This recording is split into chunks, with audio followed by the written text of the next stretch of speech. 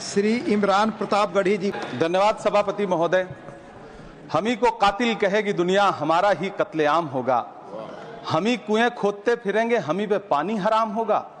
सभापति महोदय, सन 1947 में दिल्ली की जामा मस्जिद की तारीखी सीढ़ियों पर खड़े होकर के भारत रत्न मौलाना अबुल कलाम आजाद साहब ने कहा था कि मुसलमानों कहां जा रहे हो, यह है तुम्हारा मुल्क, यहां तुम्हारे आबाओ अजदाद की कब्रें हैं। उस वक्त मौलाना आजाद की ये सदाएं सुन करके लोगों ने अपने सरों की गठरियां उतार करके रख दी थीं। आज उसी दिल्ली में मौजूद देश की संसद में एक बिल आया है जो हमसे उसी जामा मस्जिद की सीढ़ियों के सबूत मांगेगा, जो उन्हीं सीढ़ियों के पास अपनी कब्र में सोए हुए मौलाना आजाद को फिर से कब्र से सदा देनी पड़ेगी कि ये जो कब्र है वो मेरी कब्र है, ये किसी सरकार की जागीर नहीं है। सभापति महोदय, मैं जहां खड़ा हूं इसी संसद भवन के सामने सड़क के उस पार अपनी कब्र में सोए हुए भारत के पूर्व राष्ट्रपति फखरुद्दीन अली अहमद की कब्र है। शायद अब उस कब्र से भी सदाएं आए कि ये कब्र मेरी कब्र है, ये सरकार की जागीर नहीं है। सभापति महोदय, मैं वक्फ कानूनों में किए जा रहे संविधान विरोधी बदलावों के खिलाफ बोलने के लिए खड़ा हुआ हूं। संविधान का आर्टिकल 14 हो, 29 हो, 30 हो, चीख चीख कर कहता है कि देश में सब बराबर के हकदार हैं। आर्टिकल 26 कहता है कि सबको अपने अपने मजहबी कामों के लिए मंदिर, मस्जिद, गिरजाघर, गुरुद्वारों का निर्माण करने का हक है और उसका रखरखाव का भी हक है। लेकिन डॉक्टर बाबा साहब अंबेडकर के संविधान को हर दिन कुचलने वाली यह सरकार देश के मुसलमानों से नफरत में इतनी अंधी हो गई है कि खुलेआम देश की संसद में देश सरकार के माइनॉरिटी मिनिस्टर साहब और होम मिनिस्टर साहब झूठ बोलते हैं और देश को गुमराह करते हैं, झूठ शब्द असत्य बोलते हैं। सरकार ने इस बिल का नाम उम्मीद रखा है। मंत्री जी कल से इसे देश के मुसलमानों के लिए नई उम्मीद बता रहे हैं। नहीं मंत्री जी, न तो यह बिल मुसलमानों के लिए नई उम्मीद है और न ही उम्मीद की नई किरण। सभापति महोदय, भाजपा ने पूरे देश में वक्फ के नाम पर कई सारे झूठ फैलाए हैं। आइए आज उनकी सच्चाई पर बात करते हैं। वक्फ ट्रिब्यूनल को ऐसे बताया जाता है जैसे वक्फ ट्रिब्यूनल कोई मजहबी खाप पंचायत हो। सभापति महोदय, जबकि सच्चाई यह है कि वक्फ ट्रिब्यूनल भी तो सरकारी न्यायिक विभाग है जिसमें सरकार द्वारा नियुक्त जज होते हैं, जिसमें प्रशासनिक अधिकारी होते हैं, कहीं ऊपर से थोड़ी आ गए। सभापति महोदय, देश के गृह मंत्री जी ने इसी सदन में कहा कि वक्फ ट्रिब्यूनल के फैसले के खिलाफ कोई कोर्ट नहीं जा सकता, जबकि सच यह है कि वक्फ एक्ट 1995 की धारा 83(9) के तहत हाई कोर्ट वक्फ ट्रिब्यूनल के फैसले की न सिर्फ समीक्षा कर सकता है बल्कि उसे बदल भी सकता है। सच तो यह है कि वक्फ बोर्ड खुद अपनी जमीनों के लिए कई सारी कोर्ट में मुकदमे लड़ रहा है। सभापति महोदय, दिल्ली की जिन 123 संपत्तियों को लेकर कल माइनॉरिटी मिनिस्टर, होम मिनिस्टर साहब और अभी आदरणीय नेता सदन बात कर रहे थे, आइए उनकी सच्चाइयों पे भी बात करते हैं। 1911 में जब अंग्रेजी हुकूमत ने कोलकाता के बजाय दिल्ली को राजधानी बनाने का फैसला किया तो रायसीना हिल्स के चारों तरफ जो मुसलमानों की ढेर सारी जमीनें थी उनको एक्वायर किया गया और लुटियन को इसकी तामीर की जिम्मेदारी सौंपी गई। सेंट्रल विस्टा की तरह लुटियन जोन का मेगा प्लान तैयार हुआ, लेकिन उस वक्त के मुसलमानों ने उस वक्त की अंग्रेजी हुकूमत से अपनी इबादत गाहों को बचाने के लिए लड़ाई लड़ी। मामला ब्रिटिश गवर्नमेंट तक पहुंचा। तब यह तय हुआ कि वो जो धार्मिक स्थल हैं उन्हें जस का तस रहने दिया जाएगा। इंडिया गेट के बगल वाली मस्जिद हो, जाब्तागंज, सुनहरी बाग मस्जिद हो, पार्लियामेंट रोड वाली मस्जिद हो, ऐसी 123 संपत्तियों के मैनेजमेंट के लिए 1913 में मुसलमान वक्फ वैलिडेशन एक्ट बना और उसके बाद एक नया शहर बसाया गया जिसे लुटियंस जोन का नाम दिया गया। फिर 1943-45 के बीच एक और समझौता हुआ आजादी से पहले, उसके तहत काफी सारी वक्फ जायदादों को सुन्नी मजलिस औकाफ बनाकर उसके अंडर किया गया ताकि उसकी देखरेख की जा सके। गृह मंत्री जी 2 दिन से सदन में जो बात कह रहे हैं वो दरअसल 123 संपत्तियां उसी सुन्नी मजलिस औकाफ के तहत आती है। सभापति महोदय, आजाद भारत आजाद हुआ, आजादी के बाद भारत में 1954 में वक्फ एक्ट लागू हुआ, जिसकी धारा 9 के तहत 1964 में केंद्रीय वक्फ काउंसिल का गठन हुआ।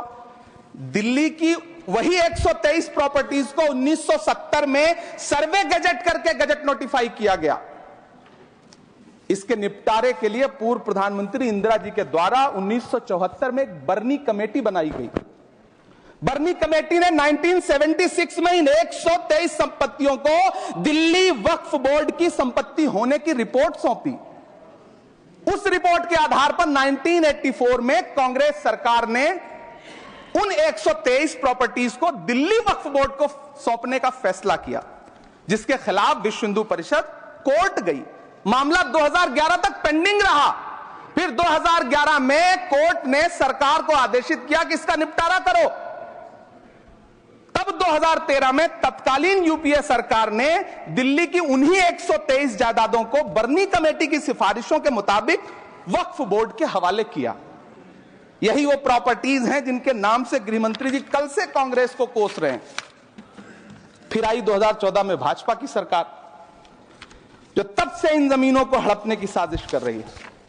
जिस बिल को मुसलमानों के हुकूक की हिफाजत करने वाला बिल बताया जा रहा है, उसी को पेश करने के लिए और उस पर बात करने के लिए लोकसभा में भाजपा सरकार के पास एक भी मुस्लिम सांसद नहीं है। जिस वक्त, मैं लोकसभा कह रहा हूं, सुना करिए, जिस वक्फ बिल को मुस्लिम महिलाओं को हक दिलाने वाला बताया जा रहा है, उसे संसद में पेश करने वाली पार्टी के पास न तो राज्यसभा में, न लोकसभा में, न देश की किसी विधानसभा में एक भी मुस्लिम महिला सदस्य नहीं।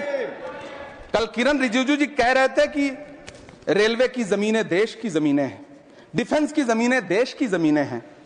हां मंत्री जी, हैं, बिल्कुल हैं। ये जो वक्फ की जमीनें हैं, ये हमारे पुरखों ने धार्मिक कामों के लिए डोनेट किया है। तो हम भी तो इसी देश के नागरिक हैं, हम भी तो इसी देश के बेटे हैं। तो वक्फ की जमीनें भी तो इसी देश की जमीनें हैं, उनको पराया क्यों बोलते हैं आप? सभापति महोदय, अशफाकुल्लाह खान जब फैजाबाद की जेल में फांसी के फंदे पर झूल रहे थे, तो इसी देश की जमीन के लिए झूल रहे थे ना। सभापति महोदय, अंडमान की जेल में काला पानी की सजा काटकर अपनी जान देने वाले मौलाना फजले हक खैराबादी हो या शेर खान अफरीदी हो, वो भी तो इसी जमीन के लिए अपनी जान दे रहे थे ना। सभापति महोदय, पाकिस्तान के खिलाफ लड़ते हुए अपनी जान देने वाले महावीर चक्र विजेता ब्रिगेडियर उस्मान हो या पाकिस्तान के पैटर्न टैंक उड़ाने वाला परमवीर चक्र विजेता वीर अब्दुल हमीद हो, वो भी तो इसी जमीन के लिए अपनी जान दे रहा था ना। और मंत्री जी, मैं इस सदन में अलल ऐलान ये कहता हूं कि जब भी इस देश की जमीन को लहू की जरूरत होगी, आपसे 2 कदम आगे इमरान खड़ा मिलेगा, ये मैं आपसे यकीन दिलाते हुए कह रहा हूं। सभापति महोदय, मैं सरकार से कहना चाहता हूं, हमसे हमारी इबादत गाहें तो मत छीनिए ना, हमारे घरों पे बुलडोजर तो मत चलाइए ना, हमारी कब्रों में तो हमें सुकून से सोने दीजिए ना। सभापति महोदय, माइनॉरिटी मिनिस्ट्री का बजट कट करके, मुस्लिम बच्चों की स्कॉलरशिप बंद करके अब सरकार कह रही है कि हम वक्फ की आमदनी से गरीब मुसलमानों का भला करेंगे। गुजरात की बेटी बिल्किस के बलात्कारियों की रिहाई के बाद उन्हें माला पहनाने वाली लोगों के नेता ये कह रहे हैं कि यह बिल मुस्लिम महिलाओं को उनका हक दिलाएगा। धन्यवाद मोदी जी, क्या बढ़िया सौगातें मोदी दे रहे हैं आप। पहले हमें गुजराते मोदी दिया, आप सौगातें मोदी दे रहे हैं।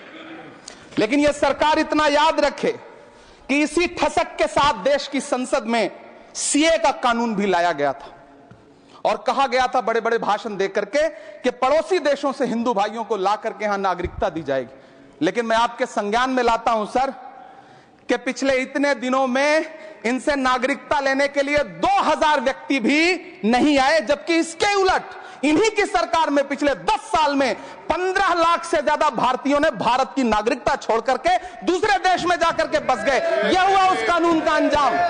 सभापति महोदय, इसी तरह की जिद के साथ किसानों के खिलाफ भी कानून लाए गए थे। जिस तरह आज वक्फ के फायदे गिनाए जा रहे हैं, उसी तरह से किसानों को भी कृषि कानूनों के फायदे गिनाए गए थे। लेकिन अंजाम क्या हुआ? 700 किसानों की शहादत लेने के बाद सरकार को अन्नदाता किसानों के सामने घुटने टेकने पड़े और कृषि कानून वापस लेने पड़े। जिल्ले इलाही जमहूरियत जो है वो नफरत और ठसक से नहीं चलती है, अकड़ से नहीं चलती है, उसमें सबकी हिस्सेदारी जरूरी है। कल देश के माइनॉरिटी मिनिस्टर ने लोकसभा में खड़े होकर एक शेर सुनाया था कि मुझसे कोई बदगुमान न हो, तो मैं उन्हें एक शेर सुनाना चाहता हूं कि मैं आज जद पे हूं तो इतना खुशगुमान न हो, मैं आज जद पे हूं तो इतना खुशगुमान न हो, चिराग सबके बुझेंगे हवा किसी की नहीं। नीतीश कुमार जी हो, चंद्रबाबू नायडू जी हो, चिराग पासवान जी हो, जयंत चौधरी जी हो, देवे गौड़ा जी हो, जीतन राम मांझी जी हो, सबको समझना पड़ेगा कि जब जंगल में आग लगती है तो न वो बरगद बचते हैं जो हवा को आंधी में तब्दील करते हैं, न वो बांस बचते हैं जो आपसी रगड़ से चिंगारी पैदा करते हैं। सभापति महोदय, जब देश को मनमोहन सिंह साहब जैसा काबिल प्रधानमंत्री मिलता है तो देश को आरटीआई जैसा एक्ट मिलता है, सेज जैसा एक्ट मिलता है, मनरेगा जैसा एक्ट मिलता है, लिबरलाइजेशन मिलता है, राइट टू एजुकेशन मिलता है, नेशनल फूड सिक्योरिटी एक्ट मिलता है। लेकिन जब देश को सौगातें मोदी मिलती है तो क्या मिलता है? सीए मिलता है, फॉर्म्स लॉ मिलता है, आर्टिकल 370 मिलता है, इलेक्टोरल बॉन्ड जैसा एक्ट मिलता है और वक्फ अमेंडमेंट एक्ट जैसे बिल देश को मिलते हैं। मुझे तो अपने हमवतन भाइयों से पूछना है कि आपको अपने बच्चों की तरक्की, खुशहाली और नौकरी की दरकार है या फिर मुसलमानों की दान की गई जमीनों को लूटकर धन्ना सेठों को देने की साजिश करने वाले कानून की? सभापति महोदय, यह सरकार रात के 3 बजे तक पूरे देश को जगा करके संसद में अपने ही नागरिकों को नीचा दिखाने के लिए वक्फ बिल ला रही थी, तो उधर रात के 1:30 बजे अमेरिका हम पर 26% टैरिफ लगा रहा था। सरकार की प्राथमिकताएं देश को पता।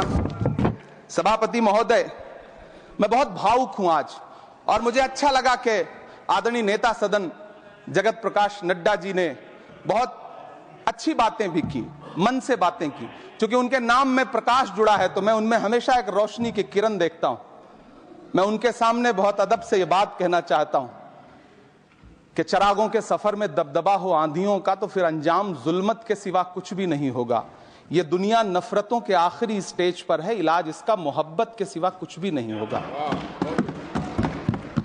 मैं भावुक हूं, मेरी पलकें गीली हैं।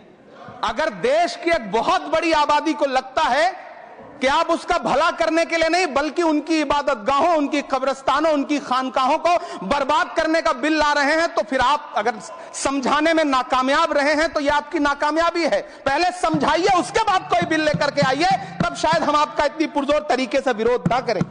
लेकिन सभापति महोदय, मैं अंत में सिर्फ इतना कहना चाहता हूं कि इस बिल में जो भी पॉइंट्स दिए गए हैं, बॉम्सी पोर्टल देख लीजिए, सरकार का झूठ आपको पकड़ में आ जाएगा।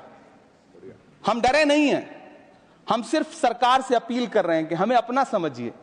हम आपके अपने हैं, इस देश के नागरिक हैं और आप ताकत में हैं। संख्या बल के आधार पर बिल हो सकता है आप पास करा ले, लेकिन आपको यह बात समझनी पड़ेगी कि हम तो वो तारीख हैं, जहनों में रहना है जिसे, कागजी पुर्जे नहीं जो फाड़ डाले जाएंगे। जिस जमीन पर मैं खड़ा हूं यह मेरी पहचान है। आप आंधी हैं तो क्या मुझको उड़ा ले जाएंगे? आपको यह बात समझनी पड़ेगी। आपको अगर इतना विपक्ष की तरफ से पहले जेपीसी में इतने सारे पॉइंट्स आए और उसके बाद कल से लोकसभा में और राज्यसभा में सुझाव आप सुनने को तैयार नहीं है, लोगों की शंका को दूर करने के बारे में आप बिल्कुल सोच नहीं रहे, बस आप कह रहे हैं यह बिल उम्मीद की नई किरण है। नहीं साहब, इसे भले किरण जी लेके आए हैं, लेकिन ये उम्मीद की नहीं बल्कि नाउम्मीदी की किरण है। और इस देश की एक बहुत बड़ी आबादी इस बात से खदशे में है, शक में है कि आप सीधे उनकी जमीनों को लूट करके धन्ना सेठों को बेचना चाहते हैं। मेरी अब भी आपसे अपील है कि इस बिल को वापस लीजिए। यह बिल कहीं से आपके अपने नागरिकों के लिए अच्छा नहीं है। यह बिल सिर्फ इस देश के मुसलमानों को नीचा दिखाने का और अपने एक ऐसे मतदाता वर्ग को खुश करने का बिल है जिनको इस बिल के पास हो जाने से कुछ मिलेगा भी नहीं, लेकिन आप एक नैरेटिव देना चाहते हैं, एक मैसेज देना चाहते हैं। मेरी आपसे अपील है कि कृपया ये जो सबका साथ सबका विकास का नारा है, इस नारे को रत्ती भर तो चरित्रार्थ कर दीजिए। बहुत बहुत धन्यवाद।